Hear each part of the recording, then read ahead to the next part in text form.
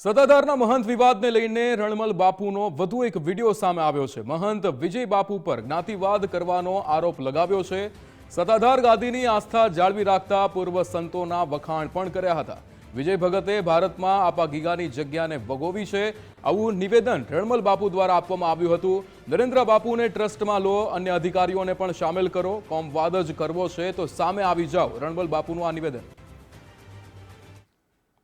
અને વિજય ભગતે ઓલ ઇન્ડિયાની અંદર વગોવ્યું એ આ વિજય ભગત છે।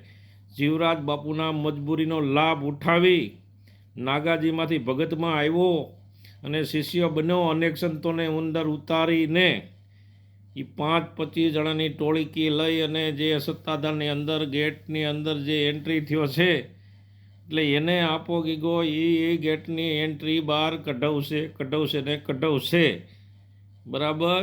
અને જેટલો મારી આરે આજ 1 મહિના પહેલાં જ્ઞાતિવાદ ઉપર તું જે ગયેલો હતો, મારામાં ખોળિયામાં જીવ હશે ત્યાં સુધી આ વાત ઉપર હું લડીશ, બરાબર। તારે કોમવાદ જ કરવો છે તો હવે સામે આવી જા ભાઈ, અમને કોમવાદ કરતા આવડે છે, બરાબર।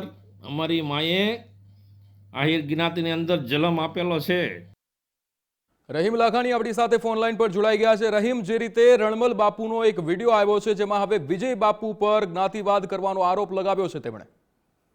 ચોક્કસપણે વિક્રમ, એક બાદ એક વિડીયો છે તે રણમલ બાપુના સામે આવી રહ્યા છે ને બીજી બાજુ વિજય ભગત છે તે પોતાનું મોં છે તે સંતાડી રહ્યા છે। સૌથી મોટો સવાલ એ ઉત્પન્ન થઈ રહ્યો છે કે વિજય ભગત સામે અનેક આક્ષેપો થઈ રહ્યા છે।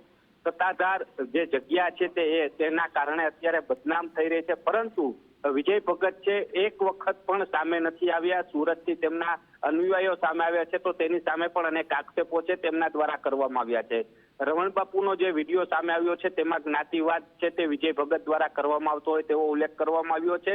સાથે જે રીતના ગાદી તેમને હાંસલ કરી છે, 5-25 જણાનો ઉલ્લેખ છે તે કરવામાં આવ્યો છે। એટલે કહી શકાય કે જે રીતના છેલ્લા ઘણા સમયથી સત્તાધાર ગાદીનો જે વિવાદ ચાલી રહ્યો છે તેમાં વિજય ભગત કેમ હજી સુધી સામે નથી આવતા તેને લઈને પણ તે સવાલ ઉત્પન્ન કર્યો છે। એટલે કે આગામી સમયમાં હજી પણ સત્તાધાર જે છે આપા ગીગાની જે જગ્યા છે તેમાં વિજય ભગત સામે એક બાદ એક વધુ પુરાવા સામે આવે તો પણ નવાઈ નહીં। જી વિક્રમ। બિલકુલ રહીમ, સમગ્ર માહિતી સાથે જોડાવા બદલ આપનો આભાર।